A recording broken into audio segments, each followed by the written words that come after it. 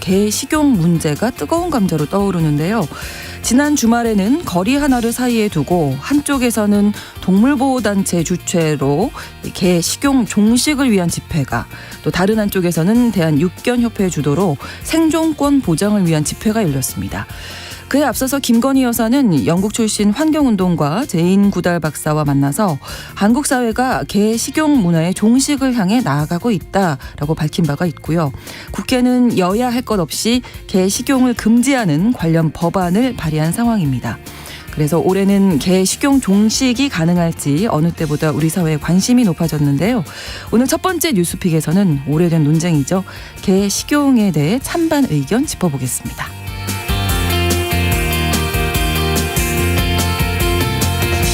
알뜰 교통카드 이용하는 분들 계시죠? 대중교통을 이용하기 위해서 걷거나 자전거로 이동하면 그 거리만큼 마일리지를 적립해서 지급해주는 절약형 카드입니다.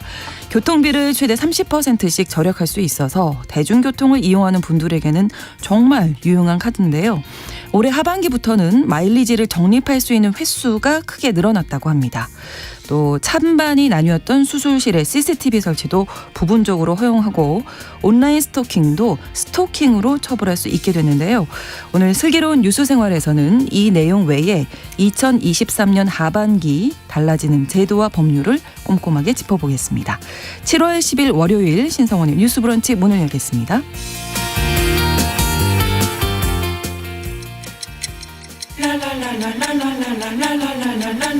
듣고 공감하고 진단합니다. 우리 사회를 바라보는 새로운 시선. 신성원의 뉴스 브런치 뉴스픽. 뉴스브런치 청취자 여러분과 함께 소통하며 만들어갑니다. 실시간으로 유튜브로 또 생방송 보실 수 있고요. 짧은 문자 50원, 긴 문자 100원이 드는 샵 9730, 우물정 9730번으로 의견 보내실 수 있습니다. 또 라디오와 콩 앱으로도 많이 참여해 주시기 바랍니다. 월요일에 뉴스픽 시작합니다. 이슬기 기자, 조으론 변호사 두 분과 함께하죠. 어서 오세요. 네, 반갑습니다. 안녕하세요. 벌써 내일이 초복이던데요. 이쯤 되면 뭐 이제 보양식 어떤 거 드시는 뭐 준비하셨습니까? 저는 평양냉면 먹으러 갑니다. 딱 좋네요. 예. 네, 삼계탕이죠. 삼계탕이죠. 네. 역시. 근데 요 복날 즈음 되면 이제 이슈가 되는 게 개 식용 문제거든요. 다뤄볼 텐데 올해는 그 어느 때보다 찬반 논쟁이 정말 뜨거운 것 같습니다.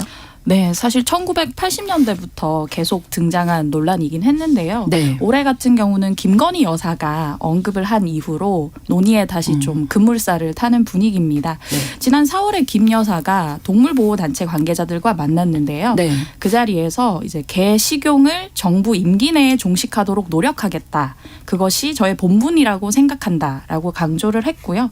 그뿐만 아니라 이제 김 여사는 뭐 윤 대통령 취임 후에 했던 첫 인터뷰에서도 네. 개 식용 종식이 중요하다라고 얘기를 했고 아까 말씀하신 바처럼 지난 7일에는 그 환경운동가로 유명한 제인 구달 박사를 만났어요. 네. 국내에는 이제 침팬지 연구가로도 알려져 있는데요. 그렇죠. 네. 이제 만나서 개 식용 과정에서 학대가 너무 많이 일어나고 다른 동물들과 인간 존엄을 위협하는 수준이다라는 우려를 공유했습니다. 네. 이에 대해서 이제 대한육견협회 그 육견 하시는 분들 이제 농장주들은 이제 김건희 여사를 비판하고 나섰는데요. 네. 이제 영부인인 김 여사가 대통령도 아니고 국회의원도 아닌데 중립을 지켜야 한다라는 얘기고요. 그리고 우월적 지위를 이용해서 동물보호단체의 편을 들고 있다. 이렇게 하는 것은 정치활동이며 월권이다라는 얘기고요.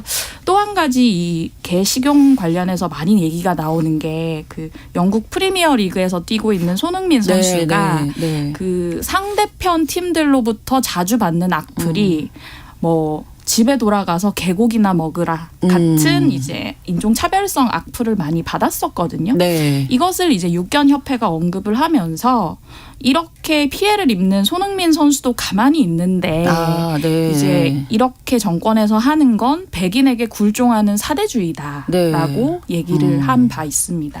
그래서 지난 주말에 이제 길 하나를 사이에 두고 양측으로 나뉘어서 집회가 진행됐었잖아요. 네, 내일이 초복이잖아요. 네. 이제 사흘 앞둔 지난 8일 토요일에 그 보신각 과 그 건너편 도로를 사이에 두고 동물보호단체와 육견협회가 찬반 집회를 열었는데요. 네. 이제 전국 31개 동물단체가 모여서 이제 개 식용 종식을 촉구했습니다. 한 400여 명 정도가 참가를 했고요. 네. 이 단체를 이제 줄여서 국민행동이라고 하는데 네. 이 국민행동에서는 정부가 이제 개 식용 산업에서 발생하는 불법 행위를 엄중히 단속 처벌해야 한다.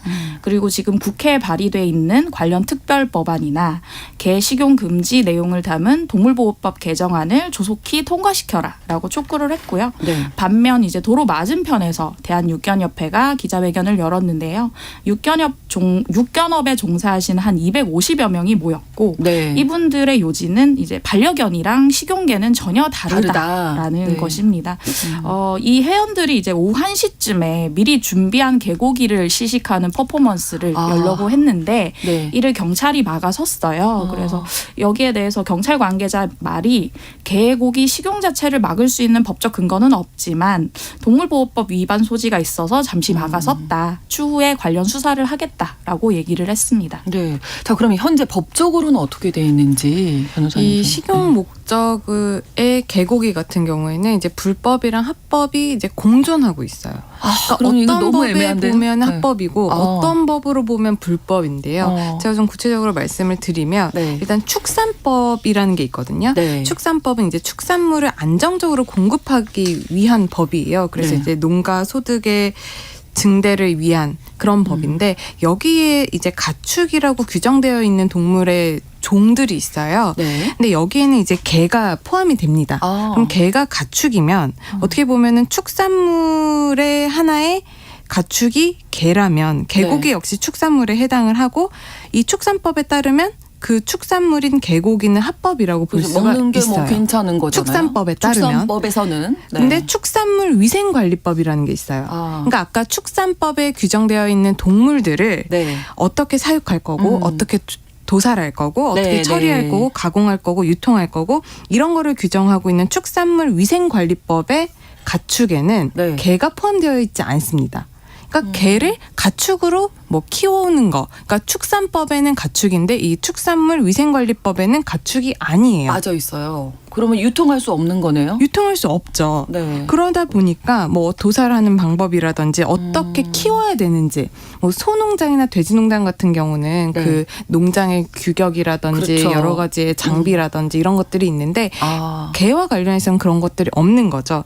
그리고 식품위생법이 있는데 네. 식품위생법은 이 모든 음식물에 대해서 규정을 하고 있거든요. 그렇죠. 그러니까 판매를 목적으로 하는 식품에 대한 기준이 이 식품위생법에 있는데 네. 판매를 하기 위해서는 이 식품에 대한 기준에 음식물, 그 식품이 규정이 되어 있어야 그거를 판매를 할 수가 있는 거거든요. 그렇죠. 거기에는 또 개가 빠져 있어요. 그런데 이렇게 식품 공전에 기재되어 있지 않은 식품을 파는 게 5년 이하의 징역 또는 5천만 원 이하의 벌금에 처해지는 거예요. 그러니까 개고기를 파는 거는 지금 불법이라는 거죠. 거네요. 그런데 개를 식용 목적으로 키우는 거는 합법인 거예요. 가축이니까. 그러니까 그러다 보니까 이 부분이 명확한 기준이 없는 거죠. 그러니까 먹어도 되는 가축인지에 대한 명확한 기준이 없는 거고 사람이 먹는 가축인지에 대한 이런 기준이 없다 보니까 그런 개를 기르는 사육장에 대한 관리 근거도 지금 없는 상황이어서 합법과 불법이 공존한다 이렇게 이해를 하시면 될 것 같습니다. 예, 그러면 이건 법의 사각지대일 수밖에 없는 거고 그래서 문제점이 많이 발생했죠. 지금까지도. 네, 네. 뉴스픽에서도 다뤘었지만 이제 개를 사육하고 도살하고 이제 판매 조리하는 과정에서의 문제점이 많이 드러났었는데요. 뭐 나온 것에 따르면 이제 음식물 쓰레기를 사료처럼 주는 경우가 많은데 그것조차도 쉬어 있어서 먹을 수 없는 부분이라든지 혹은 일부 개 농장에서는 개들이 서로에게 상처 입히지 않도록 하기 위해서 생리를 뽑는 경우도 있다고 하고요. 그리고 이제 도살하는 방법에 대해서 네. 뭐 다른 소나 돼지와 다르게 강아지는 이제 사람을 공격할 수 있기 때문에 도살하는 과정에서 전기봉으로 충격을 줘서 도살하는 방법을 많이 택했는데 이것이 문제가 많다는 지적이 많았었고요. 그래서 이제 이런 개 식용의 과정에 있어서 뭐 그 사육이나 뭐 판매 조리하는 과정에서 위생상 문제점이 많다는 지적이 계속해서 나왔고 이게 어떠한 환경을 거쳐서 식탁에 올라오는 것인지 도통 알 수가 없다라는 그렇죠. 지적이 많이 나왔었어요. 네. 그리고 개 농장 가운데는 개만 키우는 게 아니라 뭐 소나 돼지나 뭐 오리나 닭까지 같이 키워서 질병 발생 위험도가 더 높을 수도 있고 네. 이렇게 있던 개들이 반려견으로 입양되는 케이스도 있는데 이런 경우 질병이 있는 개가 여러 가지 가정과 사회에 질병을 또 옮길 수도 있다는 그렇죠. 위험까지 제기가 됐었습니다. 네. 그래서 국회에서는 지금 여야가 같이 공동으로 이제 뭐 의견이 나뉘진 않았어요. 여기에서는 관련 법이라든지 조례안 발의돼 있더라고요. 네. 네, 그러니까 개 식용을 금지하자라는 차원의 법안은 이제 여야 모두 지금 적극 나서는 모습을 네, 보이고 네. 있습니다. 일단 태용호 조수진 국민의힘 최고위원 같은 경우에는 지난 4월 14일에 개 식용 금지와 관련한 법안을 각각 발의를 했는데요. 특히 태용호 의원이 대표 발의한 동물보호법 개정안 같은 경우에는 개 식용 금지 차원의 동물 학대를 금지를 규정하고 또 동물 학대자가 개나 고양이를 식용으로 사육하거나 판매하는 것을 금지하도록 하는 법안이 지금 올라와 있는 상태고요. 네. 또 조수진 의원 같은 경우에는 이 동물을 죽이거나 죽음에 이르게 하는 학대 행위를 한 자, 그러니까 동물 학대를 한 자, 사망을 하게 하면은 현행은 이제 3년 이하의 징역 또는 3천만 원 이하의 벌금인데 이거를 좀 더 상향하자. 네. 5년 이하의 징역 또는 5천만 원 이하의 벌금에 처하도록 하는 개정안을 지금 내놓은 상황이고요. 야당도 지금 한 목소리를 내고 있습니다. 이제 한정혜 의원이 대표 발의한 이제 개 식용 종식을 위한 특별 법안이 있는데 네. 이 법안도 보면 이제 주요 내용이 이제 식용 목적의 개 사육, 도살 이런 행위들을 모두 금지하고 있는 법안이 올라와 있습니다. 네. 그리고 또 우리가 주목해서 볼 만한 게 또 지난 5월 31일 날 서울시 의회 한 분이 그러니까 네. 김지향 의원이 이제 개, 고양이 식용 금지에 관한 조례안을 또 대표 발의를 했거든요. 여기 이 조례안에 보면은 서울시장의 책무라든지 뭐 실태조사, 뭐 식용 금지를 위한 지원 사업, 위원회 설치 및 운영, 과태료 부과 이런 내용이 지금 담긴 것으로 알려져 있습니다. 네. 자, 청취자 여러분들이 의견을 지금 많이 보내주고 계시는데요. 0426번으로 소도 죽을 때 눈물을 흘린다고 합니다. 개고기도 소나 돼지처럼 식용으로 키울 수 있는 법을 오히려 더 정확하게 만드는 게 좋지 않을까 하는 의견 주셨고요. 4222번으로 이제는 변해야 합니다.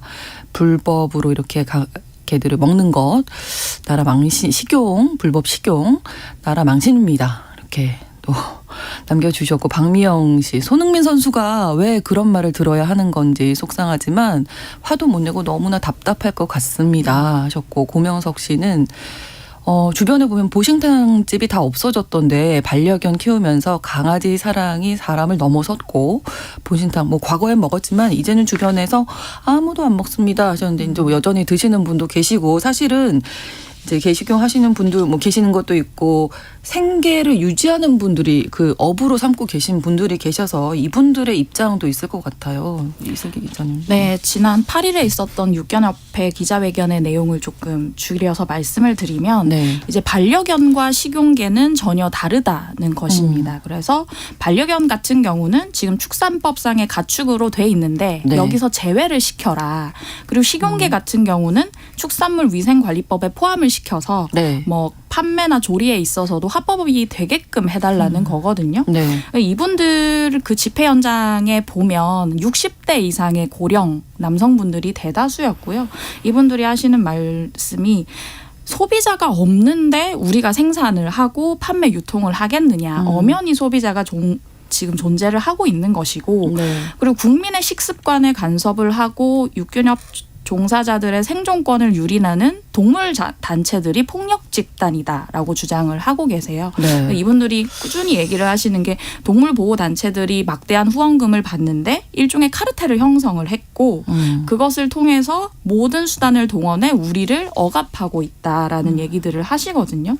그리고 그중 이제 집회에 참여했던 한 육견업자의 말을 들어보면 사육자의 생존권이 박탈당하는 걸 아무렇지 않게 말하면 인간으로서의 우리 존엄성은 어떻게 되느냐. 가족이 딸려 있는데 거리로 내몰리는 것과 마찬가지다라고 얘기를 하시고 있고요.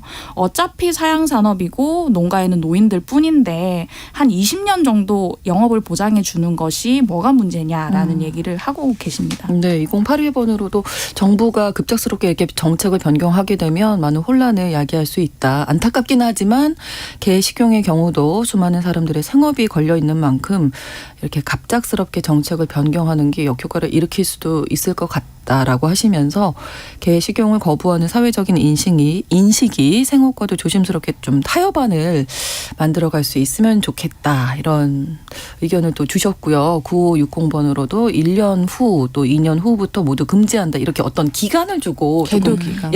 정리할 수 있는 시간을 주는 게 어떠냐 이런 의견 주셨거든요. 저 뭐 찬반 논쟁이 첨예하게 맞서고 있는데 어떠세요? 두 분 어떻게 보세요? 사실 이 문제가 이렇게 논란이 된 게 뭐 하루 이틀 일이 아니고 거의 복날 되면 매번 매해 여름마다 저희가 나오는 주제 같은데 이게 제가 이번에 공부를 하면서 이게 법 조항들을 살펴보니까 법이 좀 문제가 있더라고요. 왜냐하면 이게 축산법에는 개를 가축으로 이제 규정을 하고 있다 보니 식용으로 개를 키우는 건 합법적인 영역인데 그것을 또 판매를 하고 그러니까 하는 거는 불법이잖아요. 그러면 키우는 건 합법인데 그걸 판매를 하는 거는 불법이라고 한다면 이게 말이 맞지가 않는 거잖아요. 그렇게 본다면은 정부나 국회에서 이 부분에 대해서 뭔가 법으로 좀 체계적으로 이게 좀 규정을 해놓으면 혼란이 없을 건데 그거를 어떻게 보면은 여러 가지 뭐 사회 주장들을 반영을 해서 조금 밀어놓은 경향이 없지 않나 싶어요. 왜냐하면 이렇게 뭐 어디 법엔 들어가 있고 어디 법에는 들어가 있지 않으면 이 부분에 대한 혼란은 오롯이 국민의 몫이잖아요. 이 부분에 대해서 뭐 찬반 의견이 나오는 것뿐만 아니라 이게 합법이냐 불법이냐 이 문제는 또 다른 영역의 문제란 말이에요. 사람이 처벌을 받을 수 있고 규제를 할 수 있고 이런 부분이기 때문에 그런 부분에 대해서 정부가 이번에 좀 적극적으로 좀 일원화를 해서 혼란이 좀 없는 식으로 가져가야 될 부분이 아닌가 생각을 하고요. 또 개인적으로는 어떻게 보면은 저는 안 먹습니다마는 이건 개인의 취향 문제 내지는 아직까지도 드시는 분들, 사육하시는 분들이 있는데 그걸 아까 어떤 청취자님께서도 말씀을 하셨지만 어느 한순간에 이게 불법이니까 이제 하지 마라고 하면은 그분들의 생존권도 우리가 좀 살펴봐야 되는 문제거든요. 그렇기 때문에 일정 정도의 계도 기간을 주고 아니면 업종 전환을 할 수 있도록 정부 차원에서 조금 유인책을 쓰는 것이 어떨까 그런 생각도 많이 듭니다. 많이 이야기 나오는 게 항상 이제 학대라든지 위생 상태 아까 지적해 주신 이슬기 기자님. 그래서 이게 어떻게 좀 정리가 돼야 할지가 고민인데요. 네, 저는 이제 정부가 방기했다는 것에 이제 변호사님과 의견을 같이 하는데 궁극적으로는 개 식용 금지가 돼야 된다고 생각하거든요. 왜냐하면 이제 정말 그 동물보호단체에서 얘기하는 것처럼 이제 전 세계에서 개를 식용으로 먹는 나라가 거의 한국이 유일하다고 보셔야 돼요. 왜냐하면 중국에서도 몇 개 지방 정부에서 금지하려고 지금 시도를 하고 있기 때문에. 근데 이것을 이 개를 뭐 도살하고 판매하고 조리하고 하는 이 부분을 합법화의 영역에 올리기에는 국제적인 어떤 기준이 없습니다. 왜냐하면 먹는 나라가 없기 때문에. 그래서 이걸 이렇게 수면 위로 올리기 위해서는 우리나라에서 뭐 소나 돼지에 적용하는 그런 부분들을 개에 맞게 기준들을 만들어야 되는데 거기에 조금 실질적으로 조금 무리가 있고요. 그래서 이제 각종 여론조사를 봐도 개고기를 먹지 않는다는 의견이 80%를 넘어서고 그런 여론이 계속해서 환기되고 있는데 이것에 대한 그 법제화를 제대로 하지 않았던 것은 저는 정부와 국회가 방기했다고 보고요. 실질적으로는 문재인 정부 때 이제 개 식용에 관한 위원회를 만들어서 이걸 논의해보자는 논의기구까지 만들었지만 지금까지 위원회가 연장되기만 하고 실질적인 논의를 하지 않은 부분이 있거든요. 그래서 사실은 정부가 이 육견업자들을 책임질 수 없어서 내지는 책임지기 힘들어서 방기한 부분이 없지 않나 싶고 그리고 이제 계속해서 얘기 나오는 게 소와 돼지와 닭은 먹는데 개는 왜 그러냐. 아까 말씀드린 것처럼 개를 도살하는 그 방법이 말씀드린 것처럼 기준이 없기 때문에 굉장히 잔인한 부분이 있고요. 플러스 개에 대해서만 뭐 동물권을 존중해 줘야 된다는 얘기가 아니라 더불어서는 뭐 소나 돼지나 닭에 있어서도 어떻게 하면 동물 복지를 좀 확립을 네. 해가면서 동물권을 지켜가면서 먹을 수 있을지를 우리가 개로부터 시작해서 고민해야 하는 단계에 와 있다는 생각이 듭니다. 그렇습니다. 더불어서 지난 4월에 이제 동물보호법이 시행이 됐는데 여기에 보면 정당한 사유 없이 동물을 죽이는 행위가 금지가 돼 있잖아요. 좀 영향을 주지 않을까 싶기도 한데. 네, 이제 지난 4월에 이제 개정된 동물보호법이 시행이 되고 있는데요. 네. 이 개정된 내용은 예전에는 그 동물 학대 부분에 있어서 잔인하게 죽이면 이게 동물 학대로 인정이 돼서 처벌이 됐어요. 그런데 네. 이게 바뀐 부분은 이제 정당한 사유 없이 죽이면 이게 동물 학대라는 거예요. 이거의 차이점은 이제 뭐 잔인하든 잔인하지 않더라도 잔인하지 않더라고 하더라도 네. 정당한 사유가 없으면 동물 학대로 본다라는 겁니다. 그렇죠. 그러면 이제 예외적으로만 동물을 죽일 수 있는 거예요. 그렇죠. 그렇기 네. 때문에 뭐 아까 말씀하신 뭐 소나 돼지나 닭 같은 경우는 이게 축산물 위생관리법에 그런 도살 관련한 규정들이 있다 보니까 이 법에 의해서 정당한 사유가 있기 때문에 죽이는 것, 도살하는 게 합법인 영역인데 네. 지금 그 법에 개가 빠져 있잖아요. 네. 그렇게 본다면 개에 대해서는 지금 이 동물보호법에 보면 죽이는 것, 도살하는 건 지금 불법인 겁니다. 네. 왜냐하면 법에 그렇죠. 없고 그렇기 네. 때문에 원칙적으로 정당한 사유가 없이 죽이면 보호법 그런 위반이니까. 거죠. 네. 그렇기 때문에 지금 동물보호법으로만 본다면 개를 도살하는 것도 여기선 또 불법이다라고 하면 아까도 말씀드렸지만 축산법. 그러니까 내가 개를 키워가지고 내 농가 소득을 올리겠다라고 하는 건 합법인데 죽이고 그 이후의 판매하고 과정들이 하는 건 다 불법인 불법이다. 거예요. 라고 하면은 이게 네. 아직까지도 많은 모순이 있는 부분은 굉장히 아쉽게 생각을 합니다. 정말 오래된 논쟁인데요. 어떻게 좀 네네. 사회적으로도 접점을 찾아갈 수 있을지 이럴수록 또 의견을 많이 나누는 게 필요하지 않나 싶습니다. 첫 번째 뉴스픽 알아봤고요. 이어서 두 번째 뉴스픽으로 잠시 넘어가겠습니다. 두 번째 뉴스픽이 너무 씁쓸한 내용인데 KBS에서 단독으로 보도를 했죠. 경기도 포천에서 이주 노동자 한 명이 10대들에게 집단 폭행을 당했는데 이게 지난 7월 1일에 있었던 사건이네요. 사건 개요를 좀. 네, KBS에서 단독으로 이 CCTV 화면을 보도했었는데 정말 충격적이더라고요. 지난 1일에 경기 포천에서 10대 소년 4명이 미등록 베트남 국적의 외국인을 집단 폭행한 사건입니다. 이 10대 소년들은 지난 1일 오전 8시쯤에 네. 포천의 한 도로에서 1시간 정도 베트남 국적의 30대 이주 노동자를 집단 폭행을 했어요. 네. 당시 화면을 보면 오전 7시쯤에 피해자가 오토바이를 타고 가고 있는데 네. 옆으로 10대들이 탄 오토바이 2대가 따라 붙습니다. 오. 그렇게 해서 피해자를 도로변에 멈춰 세우고 완전히 노렸던 거네요. 네, 폭행을 했는데요.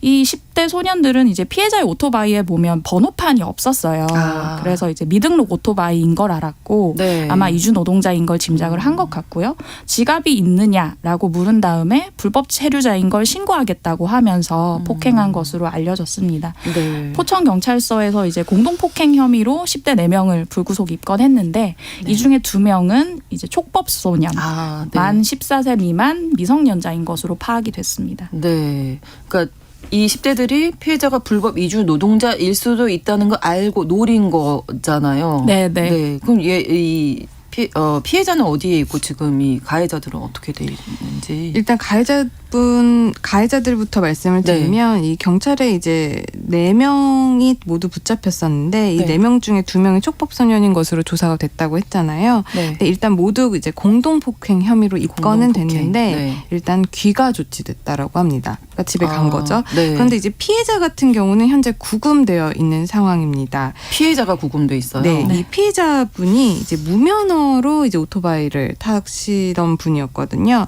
그러다 보니까 이제 무면허라는 사실을 확인을 해서 네. 도로교통법 위반 혐의로 입건을 하고 이분을 이제 양주 출입국 사무소로 인계를 했어요, 경찰에서.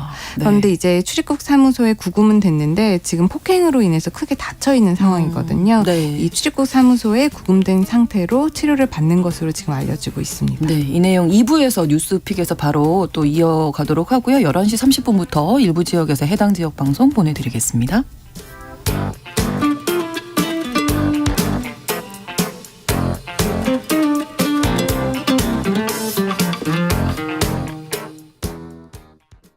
지금 시각은 11시 30분입니다. KBS 여러분은 지금 KBS 1라디오 신성원의 뉴스 브런치를 함께하고 계십니다. 경기도 포천에서 있었던 사건입니다. 이주 노동자 한 명이 10대들에게 집단 폭행을 당했는데 지금 이제 오히려 피해자가 구금이 돼 있는 상태고 10대들은 귀가 조치된 거잖아요. 청소년이기 때문인 건가요? 그렇죠. 네. 그러면 불법 체류자가 이렇게 범죄의 피해자가 되면 어떻게 되는 거예요? 원칙적으로는 이게 구제 방법이 좀 있어요. 지금 원래 구금이 됐잖아요. 네. 구금이 된 이유는 이제 출입사무소에 이분이 이제 미등록으로 우리나라에 있기 때문에 이제 불법 체류자로서 이제 구금이 되어 있는 건데 네. 사실 2013년에 출입국 통보 의무 면제 제도가 있습니다. 이게 뭐냐면 불법 체류자가 범죄 피해 사실을 이제 경찰에 신고하는 그런 경우, 내가 이제 범죄 피해자가 되는 경우에 네. 그 불법 체류자 신분이 출입국 사무실에 통보가 되지 않도록 하는 제도예요. 네, 그러니까 네. 경찰이 이 제도를 이용을 하면 네. 사실 그 출입국 사무소에 이런 부분을 통보하지 않을 수가 있는데 그런 부분을 지금 좀 간과를 한 거죠. 근데 이게 모든 범죄는 아니고요. 이제 대상이 되는 범죄 유형이 뭐 형법상 살인이라든지 상해, 폭행, 과실치사, 유기, 학대 이렇게 좀 법에 정해져 있는 범죄들에 대해서는 이제 불법 체류자라고 하더라도 이 부분이 출입국 관리사무소에 통보가 되지 않고 이분도 폭행이니까 그쵸. 폭행 피해자니까 폭행 피해자니까 네. 이제 출입국 관리사무소에 원칙적으로는 통보가 되지 않는 제도가 있기는 한데 이번에는 뭐 통보가 된 것으로 보이고요. 또 불법 체류자라고 하더라도 피해자가 된다라고 한다면 네. 출입국 관리사무소가 바로 추방을 하지는 않습니다. 이제 법무부에서 성폭행이나 성매매 피해 여성 뭐 소송이라든지 임금 체불 이런 것들을 겪고 있는 불법 체류자에게 이제 G1 비자를 발급을 해주고 있어서 네. 이 사건, 내가 범죄 피해를 당한 이 사건이 종결될까지는 최소한의 체류를 좀 허용을 해주는 제도도 있어서 그렇군요. 지금 이 피해자 변호인 같은 경우에도 이 G1 비자를 신청할 것이라고 언론 보도를 통해서 알려지고 네. 있습니다. 그러면 이 가해자죠. 해당 학생들은 어떻게 처벌이 되고 2명은 이제 촉법소년이니까 제외될 거고 네. 나머지 2명 촉법소년이라고 하더라도 네. 지금 이 4명 모두가 공동으로 폭행을 네, 한 거잖아요. 그러면 이제 특수폭행 혐의가 되는 것이고요. 그러면 일반 폭행보다는 훨씬 더 가중처벌될 수가 있는데 지금 그중에 2명이 만 14세 미만인 촉법소년이잖아요. 촉법소년은 형사처벌은 못해요. 네. 하지만 소년원은 갈 수 있습니다. 소년법에 의해서 보호처분은 받을 수가 있습니다. 네.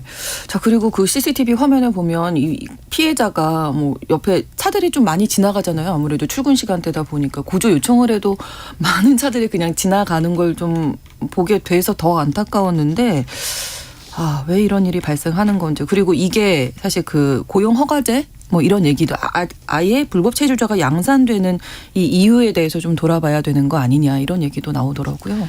이 10대 아이들이 자기들이 범죄를 저질러도 네. 좀 처벌이 경미하다. 일반 성인에 비해서는 경미하다. 이런 점들을 좀 악용한 사건이라고 저는 보이고요. 네. 또 하나는 상대방이 불법 체류자니까 내가 어떤 가해를 해도 상대방이 적극적으로 신고를 못할 거다라고 그렇죠. 생각을 해서 이런 범죄를 저지른 것 같은데 아무래도 뭐 정보가 넘쳐나고 이런 부분에 대한 정보 접근이 쉽다 보니까 네. 청소년들도 이런 부분들을 좀 빨리 알고 이거를 좀 악용해서 범죄로까지 나아간 게 아닐까 싶어서 굉장히 씁쓸합니다. 네. 네, 저도 변호사님 말씀에 동의를 하고요. 결과적으로는 어른들의 인식을 답습해서 혐오 범죄를 청소년이 저질렀다고 봐야 하는데 네. 그런 얘기도 있더라고요. 이 10대 청소년들이 범행 전에 SNS를 통해서 그 유튜브 같은 데 보면 미등록 이주 노동자를 색출하는 그런 영상들이 있어요. 그거를 보고 모방 범죄를 저질렀다는 의혹도 나오고 있거든요. 네. 결과적으로 이런 것들은 어른들이 만들어낸 어떤 그 미등록 이주 노동자에 대한 혐오 같은 그렇죠. 것들이 그대로 전이됐다고 봐야 하고 네. 사실 정치권도 잘못이 있는 게 최근에 이제 저희가 자주 다뤘지만 뭐 외국인 가사 노동자에 네, 대해서는 네, 네. 최저임금 적용해서 빼야 된다든지 혹은 한동훈 법무부 장관이 이제 미등록 이주 노동자 얘기를 하면서 국내 치안이 불안해질 수 있고 국내 노동자들의 일자리를 뺏을 수 있다는 있다라는 얘기를 했는데 실제로 치안 얘기를 말씀드리자면 그 인구 몇만 명당 범죄율이 외국인 노동자들이 훨씬 적어요. 내국인보다. 그런 건 정말 어떻게 보면 혐오를 답습한 그렇죠. 편견을 이어간 것들이거든요. 네. 그렇게 보면 10대들 입장에서도 어떤 외국인 노동자들에 대한 혐오 표현을 그대로 쓰고 네. 그들은 인권적으로 뭐 어떻게 지키지 않아도 된다라는 인식이 머릿속에 있었던 것 아닌가. 그리고 말씀하신 것처럼 불법 체류자라고 하는 미등록 이주 노동자의 경우에는 네. 자기 본국으로 쫓겨갈 것을 우려해서 아마 신고 못할 것이다 라는 생각, 그리고 촉법 소년이니 어느 정도 안전하다는 생각까지 더해진 것 같습니다. 이 인권이라는 게 이런 뭐 법으로 뭐 어떻게 되고 해야 그런 게 아니라 우리가 그냥 당연히 네. 갖고 있어야 되는 인식인 맞습니다. 건데 참 너무 씁쓸하고요. 우리나라 뭐 지금 산업 현장, 농촌에서 이주 노동자들의 손이 뭐 절대적으로 필요한 상황이기 때문에 사실 이런 제도도 우리가 한번 돌아봐야 하지 않나 이런 생각 좀 한 말씀 더 해주시겠어요? 네, 고용허가자의 얘기를 네, 네. 아까 하셨는데 사실 이제 관련 이주노동 관련 활동가나 연구자들이 계속 얘기하는 게 네. 결과적으로 우리가 필요해서 이제 외국인 노동자들을 데려와 놓고 한국에 오래 머물 수 없는 환경을 만든다는 얘기를 계속 하고 있어요. 네. 예를 들면 고용허가제 같은 경우도 체류 기간을 연장하려면 결국 네. 사업주가 오케이를 해줘야 되는 부분이기 때문에 그렇죠. 아무래도 이제 그 안에서 피해를 입어도 얘기하기 어려운 그런 환경이 있는 거고요. 또 이주 노동자가 임금 체불을 당하더라도 사업장을 마음대로 변경하기가 고용허가제 아래서는 어렵거든요. 어렵죠. 네. 이렇다고 하면 인권의 사각지대에 놓일 수밖에 없고 자기 권리가 피해를 받은 것에 대한 구제를 얘기하기 어렵고요. 그리고 이번 포천 건에 대해서 말씀을 드리자면 포천 같은 경우는 외국인 노동자가 7,000명 정도 되는 관련 농장이나 농가의 외국인 분들이 굉장히 많이 일을 하시거든요. 네. 근데 올 3월에 또 어떤 일이 있었냐면 많은 분들이 기억하실 텐데 돼지 농장에서 네. 10년간 일했던 태국인 노동자가 네. 사망을 했는데 주인이 유기한 사건이 있었어요. 근데 사실 10년 일했다고 하면 회사에서도 거의 가족 같은 분위기였다고 그럼요. 봐야 하는데 네. 그런 노동자가 사망을 했는데 관계기관에 신고하거나 하지 않고 유기를 해서 굉장히 충격을 줬던 사건이거든요.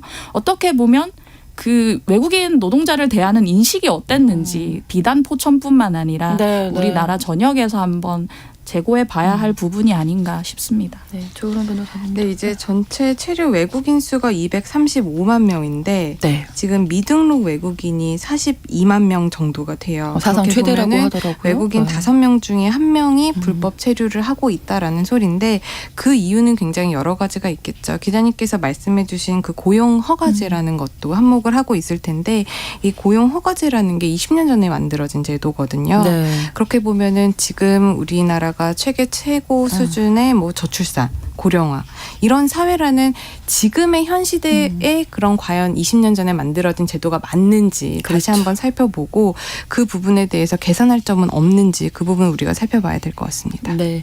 월요일 뉴스픽 이슬기 기자, 조은원 변호사 두 분과 함께했습니다. 오늘 말씀 고맙습니다. 감사합니다. 신성원의 뉴스 브런치는 여러분과 함께합니다. 짧은 문자 50원, 긴 문자 100원이들은 샵 9730. 무료인 콩앱과 일라디오 유튜브를 통해 참여해주세요.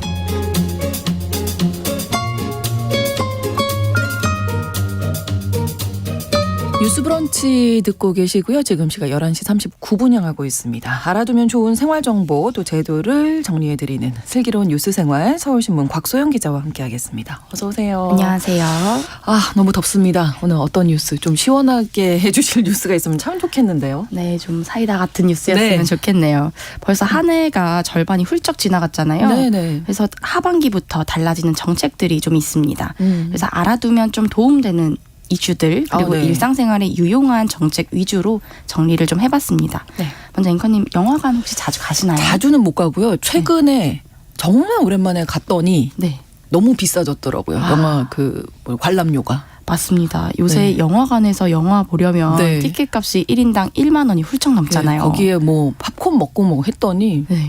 많이 깨지던데. 맞습니다. 이렇게 영화 한 편 보기가 참 비싸다 하셨던 예. 분들한테 좀 반가운 소식이 있습니다. 올해 하반기부터는요. 네. 이 영화 관람료를 신용카드나 체크카드로 결제를 할 경우 혹은 현금 영수증을 발급받을 경우에 연말 정산 때 30%의 소득공제를 받을 수가 있습니다. 오, 네. 기존에도 문화비 공제라고 해서요. 도서를 구입하거나 공연을 관람하는 경우에 그리고 미술관이나 박물관 입장료 같은 경우에 한해서 소득 공제가 됐었는데요. 이 대상에 영화 관람료도 포함이 된 겁니다. 기준은요. 네. 총 급여가 7천만 원 이하인 근로소득자 중에서 신용카드나 체크카드 사용액이 총 급여의 25%가 넘는 분들이 대상입니다. 공제 한도는 문화비와 전통시장, 대중교통 사용분을 모두 합해서 총 300만 원까지 소득 공제가 가능합니다. 꼭 알아두셔야 되겠네요. 유용하겠죠. 네. 돈을 아낄 수 있는 또 바뀐 제도들 뭐 있을까요? 네, 알뜰 교통카드라는 게 있는데요. 저처럼 대중교통을 애용하는 분들은 아마 많이들 알고 계실 제도 같아요. 네. 이 대중교통을 이용하기 위해서 역까지 혹은 정류장까지 걷거나 자전거로 이동을 하면 네. 그 거리만큼 마일리지를 적립해서 이게 돈으로 지급해주는 아. 절약형 교통카드입니다. 네. 여기에 카드사가 추가 할인까지 해주면요. 대중교통비를 약 30%까지는 절약을 할 수가 있거든요. 아, 유용하네요. 네, 그래서 전국에서 67만 명 정도가 이용하고 있을 정도로 굉장히 저 같은 대중교통 이용자들한테 쏠쏠한 그런 제도입니다. 네. 이 마일리지를 적립할 수 있는 최대 횟수가요. 6월까지는 월 44회뿐이었거든요. 그러니까 사실상 평일 출퇴근 때만 좀 대중교통으로 이용을 하면 다 소진되겠네요. 네, 거의 다 44 차감이 회면. 됐던 네. 거죠. 근데 이 이용 횟수가 7월부터는 상한선이 월 60회까지로 확대가 됩니다. 네. 그러면 이제 한 달에 아낄 수 있는 교통비가 최대 6만 6천 원까지 늘어나는 셈이거든요. 오. 그리고 알뜰 교통카드 발급사도 기존에는 6개였는데 11개로 늘어서 좀 선택폭이 넓어졌습니다. 네. 또 각종 범죄에 관련된 내용도 있다고요? 네, 맞습니다. 범죄 대응력을 좀 높였는데요. 네. 먼저 스토킹 범죄 관련해서 지난해부터 문제가 많았잖아요. 이 스토킹에 대한 법률이 네. 피해자 보호를 강화하는 방향으로 개정이 됐습니다. 스토킹 피해자가 가해자의 처벌을 원하지 않는다고 말을 하면 네. 이전에는 처벌이 안 됐었는데 앞으로는 그 가해자를 상관없이. 네, 상관없이 가해자를 처벌할 수 있게 됩니다. 그 전에는요, 이제 피해자가 가해자가 보복을 할까봐 두려워서 아니면 이제 더는 엮이기 싫어서 네, 네. 그래서 그냥 처벌을 원하지 않는다, 그냥 경고만 해달라, 뭐 이런 식으로 말을 하면 가해자를 수사기관이 처벌을 할 수가 없었습니다. 근데 이제 스토킹 범죄가 사실 그 자체로도 피해자한테 고통을 주지만 지난해 몇몇 사건들을 생각해 보면 아시다시피 이후에 흉악 범죄로 이어지는 경우도 굉장히 많았잖아요. 그렇습니다. 네. 그래서 반의사 불벌죄로 개정을 하게 된 겁니다. 네. 그리고 온라인 스토킹 행위도 이 처벌 범위에 포함이 됩니다. 피해자의 개인 정보나 위치 정보를 온라인에 유포하거나 아니면 온라인으로 피해자를 사칭하는 행위 같은 경우도 네. 이제 스토킹에 포함을 시켜서요, 처벌을 받을 수 있게 됐습니다. 네. 스토킹 피해자분들은요, 신고를 하는 것 외에도 살고 계신 지역 번호 그리고 네. 1366번을 누르면 피해자에 대한 상담과 주거 지원, 치료 회복 프로그램을 연계받을 수가 있습니다. 1366번 기억하시면 좋겠고요. 다른 범죄 처벌도 강화된다고요?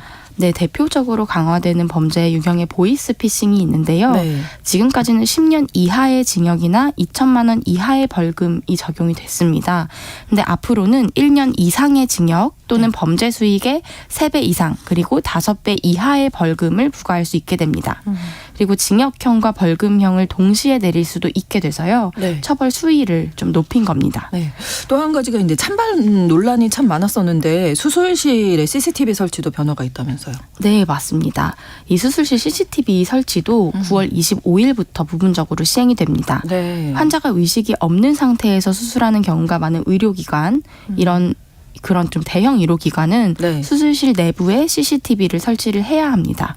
그리고 환자나 보호자가 요청할 경우에 수술 장면을 촬영할 수 있습니다. 아, 네네. 근데 당장 뭐 수술이 되게 급한 수술인데 CCTV 촬영 여부를 막 일일이 확인을 하다가 수술이 지체되면 안 되잖아요. 그렇죠. 그래서 좀 위험한 응급 수술이나 환자 생명을 구하기 위해서 응급하게 진행되는 수술 같은 경우는 CCTV 의무 조항을 제외하게 됩니다. 네, 7월부터 바뀌는 제도들 슬기로운 뉴스 생활에서 서울신문 곽소영 기자가 정리해드렸습니다. 고맙습니다. 감사합니다. 오늘날 주목해야 할 글로벌 이슈 뉴스 브런치 더 국제 라이브.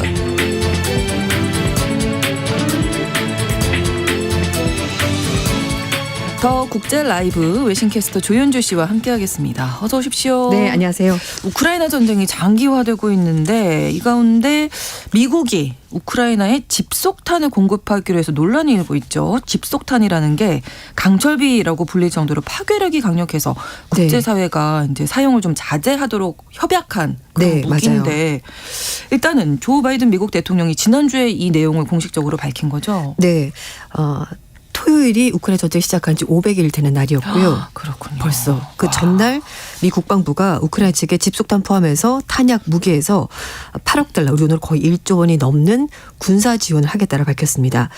집속탄은 영어로 이제 클러치라고 하는데요. 네. 그러니까 모 폭탄 안에 작은 새끼 폭탄들이 가득 들어 있습니다. 그래서 이걸 하나 터뜨리면 수십 개의 폭탄이 빛처럼 네, 맞아요. 그래서 이제 뭐 강철비다 이렇게 얘기를 하는 건데 굉장히 파괴력이 강합니다. 네. 조 바이든 대통령이 미국 CNN 방송과 인터뷰를 하면서 집속탄을 제공하기로 결정하고 대해서 미국 대통령으로서 굉장히 힘든 결정이었다.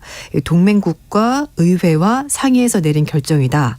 그렇지만 자신을 설득하기까지도 꽤 오랜 시간이 걸렸지만 그럼에도 불구하고 우크라이나에서 탄약이 부족하기 때문에 이런 결정을 내린 거다라고 배경을 설명했습니다. 그러면서 이 집속탄 사용에 대한 비난 여론을 의식하듯이 네. 국방부의 권고를 받아들여서 영구적이 아니라 이제 과도기적인 상황에서 충분한 포탄이 생산되기 전까지 일시적으로 집속탄을 공급을 지원하겠다라고 밝혔습니다. 그리고 제이크 설리반 미 국가안보보좌관도 백악관 브리핑에서 이 집속탄 불발탄이 인명패를 가져올 수 있다는 것을 잘 알고 있기 때문에 네. 이번 결정 내리기가 사실상 쉽지가 않았다라고 해명을 했습니다. 네. 하지만 젤렌스키 우크라이나 대통령은 미국의 지원에 대해서 시적절하고 방어를 위해서 반드시 필요한 지원이라면서 감사의 뜻을 밝혔고요. 또 우크라이나 국방부 장관도 집속탄이 도시 지역에서는 사용하지 않을 것이고 그러니까 러시아가 점령한 지역에서만 특히 러시아의 방어선을 뚫는 데만 사용하겠다 이렇게 설명했습니다. 하지만 위험성이 있으니까 아까 네. 뭐 동맹이나 의회와 상의를 했다고 하지만 미국 동맹국들이 반대 입장을 밝혔죠. 맞아요. 맞습니다. 네. 일단 영국 총리가 영국은 집속탄에 관한 협약, 그러니까 CCM이라고 이제 줄여서 부르는데요. 여기에 네. 서명한 123개국 가운데 하나이고 그래서 사실상 이제 반대 입장을 반대다. 밝혔고요. 네. 스페인 국방장관도 특정 무기, 폭탄을 우크라이나 측에 제공할 수 없다는 확고한 약속을 했다면서 반대 이유를 밝혔습니다. 그리고 캐나다 정부 역시 지난 수년간 폭파되지 않고 남아있던 불발탄이 민간에게 미칠 잠재적 영향에 대해서 굉장히 걱정하고 있다라면서 사실상 반대 입장 밝혔습니다. 하지만 독일은 독일이 나서서 집속탄을 우크라이나 측에 제공하지 않겠지만 그러나 미국이 결정한 것은 이해를 한다. 라고 입장을 밝혔습니다. 쉽게 결정한 건 물론 아니었을 거다라면서 이해한다 입장 밝혔고요. 네. 하지만 유엔 사무총장은 집속탄 사용에 대해서 반대 입장 분명히 밝혔고요. 네. 또 국제 엠네스티도 집속탄은 분쟁이 끝나고 나서도 오랜 시간 동안 민간인들을 위협하는 굉장히 위험한 무기다라고 설명했습니다. 아까 국제 협약이 있다고 영국 총리 CCM 얘기했잖아요. 123개 국가가 가입이 돼 있는데 그러면 미국은 이 협약에 가입이 안 돼 있는 건가요? 네, 생각보다 상당히 많은 나라가 가입 안 돼 있는데요.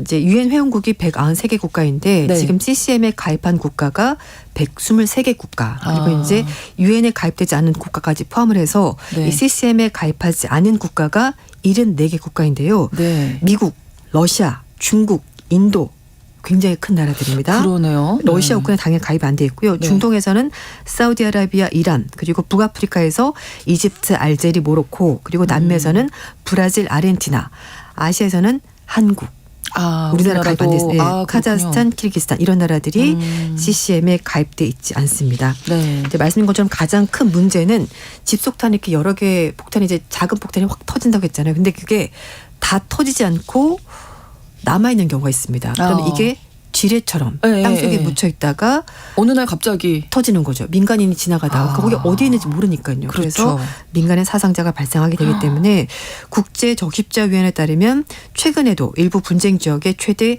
40%라는 폭탄이 폭발하지 않고 남아있다고 하는데요. 집속탄 때문에 발생하는 사상자 60%가 일상생활하다가 전혀 모르고 네. 터지는 바람에 부상을 입게 되는데 안타깝게도 사상자 가운데 3분의 1이 어린이라고 합니다.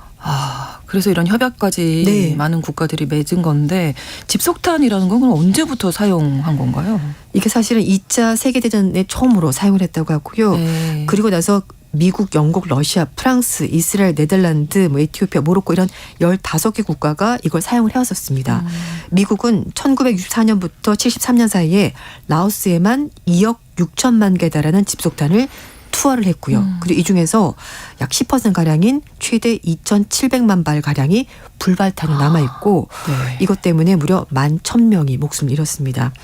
2010년에 집속탄 사용 및 제조 보유 이전을 금지하는 집속탄에 관한 협약 CCM이 이제 서명이 됐고요. 근데 말씀드린 것처럼 123개 나라가 가입을 했는데 하지만 말씀드린 것처럼 아직도 수십 개 나라가 가입을 하지 않고 있습니다. 네. 그 제이크 설리반 미 국가안보보좌관은 미국이 제공하는 집속탄의 불량률이 굉장히 낮다. 2.5% 미만이다. 불발탄이 많이 없을 것이다 네. 이런 얘기잖아요. 네. 그래서 결국은. 이제 네. 제공을 하는 거다라고 해명을 하긴 했습니다. 근데 이렇게 국제사회가 다 금지하고 사실 네. 이게 말씀 들어보니까 특히 어린이 사상자가 많다고 하니까 더 안타까운데 미국이 왜 이렇게 우크라이나에게 지원을 하려고 하는 걸까요? 일단 전쟁이 장기화되는 것에 대한 부담감이 상당히 큰 것 같습니다. 전쟁이 시작된 지 벌써 이제 1년 6개월이 다 돼가는데요. 네. 미국을 비롯한 서방 국가들이 무기를 여러 차례 지원했었고요. 그렇지만 전쟁은 아직도 끝날 기미가 보이지 않고 있습니다. 그리고 얼마 전에 그 용병기업인 바그너 그룹의 프리고진이 네. 반란을 일으켰잖아요. 그렇죠. 그런데 그리고 나서도 이렇다 할 만한 변화가 없습니다. 그리고 젤렌스키 우크라이나 대통령이 대반격하겠다라고 공언했는데 하지만 지금 전장에서는 큰 변화가 없습니다. 그래서 민간인 피해 우려에 불구하고 집속탄을 지원한다라고 이제 볼 수가 있을 텐데요. 특히 우크라이나 쪽에서도 전세를 뒤집기 위해서는 집속탄이 필요하다라고 계속 얘기를 하고 있고 또 미국에서는 공화당 소속 의원들 중심으로 우크라이나 집속탄을 제공하도록 지금 현 정부를 압박을 하고 있고요. 우크라이나 측에서도 반격을 위해서는 이 무기가 꼭 필요하다고 미국 측 계속 요청을 하면서 결국 미국이 고심 끝에 결국은 집속탄을 보내게 한 것으로 보이는데 하지만 러시아 측은 그거 봐라. 이 전쟁 너희가 원하는 데 가지 않고 있다. 우크라이나가 대반격하겠다고 했지만 별거 없지 않았냐라고 말하면서 결국 절박함 때문에 나온 행동이다라면서 네. 미국과 우크라이나 모두를 비판을 하고 있습니다. 이 또 지원이 집속탄 지원이 네. 어떤 결과를 낳을지 좀 지켜봐야 되겠습니다. 다른 소식 하나가 더 있는데요. 제닛 옐런 미 재무장관이 지난주에 중국을 방문했는데 미국은 중국과 디커플링 원하지 않는다. 이런 입장을 분명히 했다고요. 네, 맞습니다. 6일부터 9일까지 제닛 옐런 미 재무장관이 중국 방문했고요. 마지막 날에 세계 최대 경제국인 미국과 중국 디커플링 두 나라 모두에게 재앙이 될 것이고 전 세계를 오히려 불안정하게 만들면서 디커플링, 탈동조할 생각 전혀 없다라고 말했습니다. 그러면서 미국이 중요 공급망을 다각하는 것은 디커플링과 전혀 상관이 없는 얘기다라고 말하면서 네. 이 반도체 등 핵심 기술의 공급망을 확보하기 위해서 그렇게 하는 것이지 중국과 손을 끊겠다, 관계를 단절하겠다 이런 의미는 전혀 아니다 이렇게 설명을 했습니다. 그러니까 위험을 분산하는 차원이지 관계를 끊겠다는 얘기는 절대 아니라고 설명했고요. 네. 물론 미국과 중국 사이에 여러 가지 문제에 있어서 이견이 있는 건 맞고 의견도 맞지 않긴 하지만 그렇기 때문에 더군다나 더욱더 직접적인 소통이 반드시 필요하다라고 말했고요. 그러면서 조 바이든 대통령과 자신은 미중 관계를 강대국의 갈등 프레임으로 보지 않는다.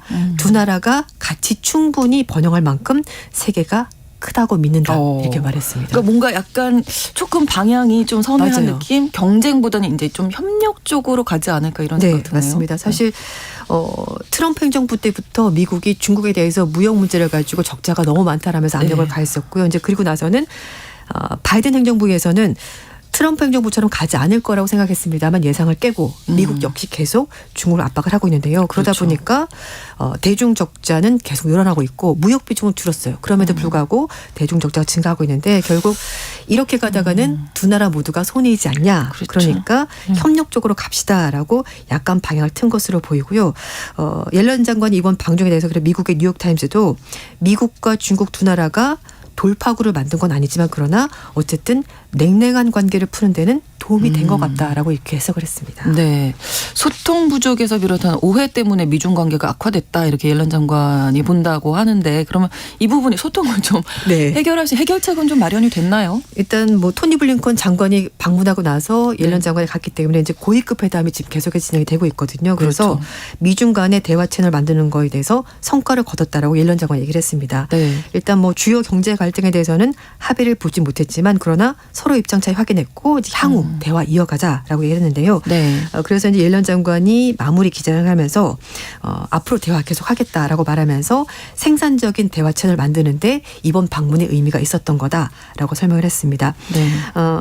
옐런 장관이 앞서서 이제 뭐 총리 중국의 리 총리와 허 부총리 만난 자리에서도 승자 독식이 아니라 두 나라 모두에게 이익이 되는 건전한 경쟁을 추구한다면서 네. 국가 안보를 지키기 위해서 표적 조치는 하겠다라고 얘기를 했습니다. 중국 쪽에서는 그러나 일단 미국이 먼저 바뀌어야지 대화가 좀 더 잘 되지 않겠는가라고 얘기했는데요. 서로 네가 먼저 변하라고 하면 이것도 갈등이 된 거잖아요. 대화 그래도- 채널 만들었다고 하지만. 그래도 일단 고위급 회담이 진행이 됐다는 것만으로도 발전이다. 그것만으로도. 왜냐하면 그렇죠. 그 전에 정찰풍선 때문에 두 나라가 갈등이 있었잖아요. 아우, 그래서 큰일 나는 줄 알았어요. 네, 그래서 이제 네. 그런 것들도 사실 오해 소지가 있었던 것 같다고 말을 하면서 리창 총리는 옐런 장관에게 중국과 미국이 잘 지내는 것이 인류 미래, 운명에 관계된 일이라면서 네. 미국이 좀 더 이성적이고 실무적인 태도를 가지고 중국과 함께 미중 관계가 하루빨리 정상 궤도에 복귀하도록 됐으면 좋겠다라고 입장을 밝혔으니까요. 네. 어쨌든 이전과는 조금 조금 톤이 달라졌다. 예. 대화를 좀 더 하겠다는 의지가 있는 것 같다라고 해석을 해볼 수 있을 것 뭐 같습니다. 앞으로도 뭐 고위급 회담 네. 뭐 자주 좀 만나겠네요. 그 존 케리 미 기후변화 특사가 이번 달에 중국을 방문한다는 얘기도 나오고 있고요. 그렇군요. 그리고 지나 러문더 미국 상무장관도 중국 방문할 가능성이 있다라고 하니까 네. 이런 식으로 얘기가 나오면 사실 미중 갈등 때문에 주변 국가들도 너무 힘들었거든요. 맞아요. 네, 그래서 네. 좀 대화를 해서 서로 망하지 않는 쪽으로 그렇게 갔으면 좀 좋겠습니다. 평화로운 세계가 유지됐으면 좋겠습니다. 더 국제 라이브 조윤주 외신캐스터와 함께했습니다. 고맙습니다. 네, 감사합니다. 뉴스브런치 월요일 순서 마치고요. 저는 내일 11시 5분에 다시 오겠습니다. 고맙습니다.